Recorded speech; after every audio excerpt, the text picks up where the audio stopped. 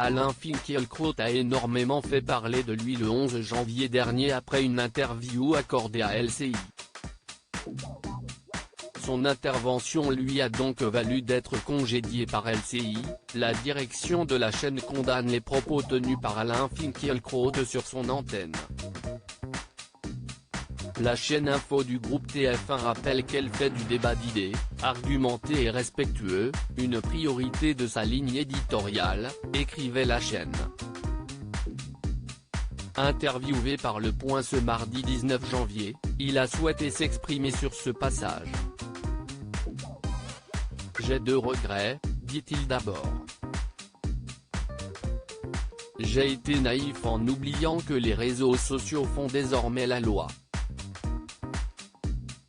Et j'ai été égoïste en oubliant que je n'étais pas le seul à porter mon nom, rajoute-t-il.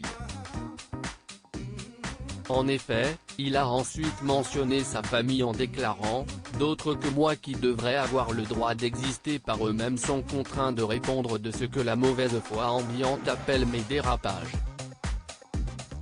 Cela me serre le cœur. » Visiblement affecté par ce qu'il fait subir à ses proches, il a affirmé qu'à l'avenir il se censurera. Non pas pour complaire à la nouvelle mode morale, mais pour ne jamais rien dire qui puisse mettre en difficulté les miens.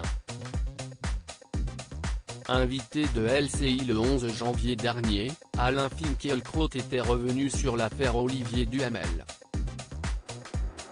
Une histoire qui fait beaucoup parler d'elle et que le philosophe et écrivain a souhaité évoquer. Il a cependant tenu des propos qui ne sont pas passés inaperçus.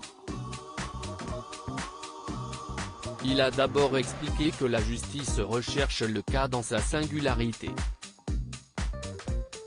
Il déclare ensuite qu'on n'a pas les éléments et quand on essaye de le faire, on se demande s'il y a eu consentement ou une forme de réciprocité.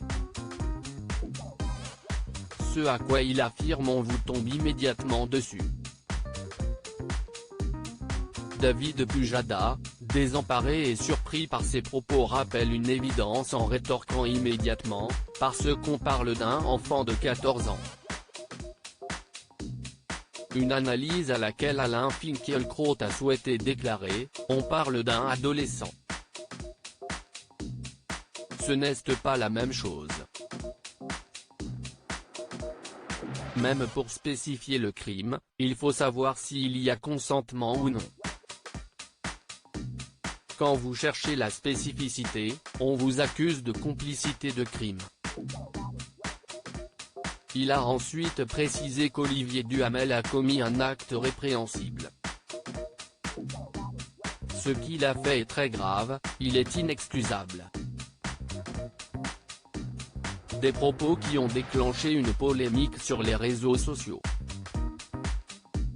L'affaire Olivier Duhamel dans son livre La Familia Grande, publié le 7 janvier dernier aux éditions du Seuil, Camille Kouchner a levé le voile sur une sombre période de son adolescence en dénonçant l'inceste subi par son frère jumeau.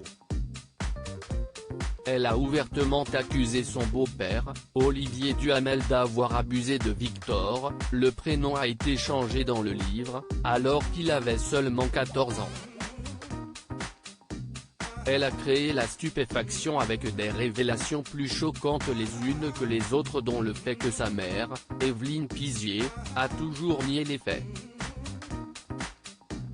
Elle savait très bien ce qu'elle avait fait à ses enfants et ça l'a tuée a affirmé la juriste lors d'une interview accordée à la Grande Librairie sur France 5 le 13 janvier dernier.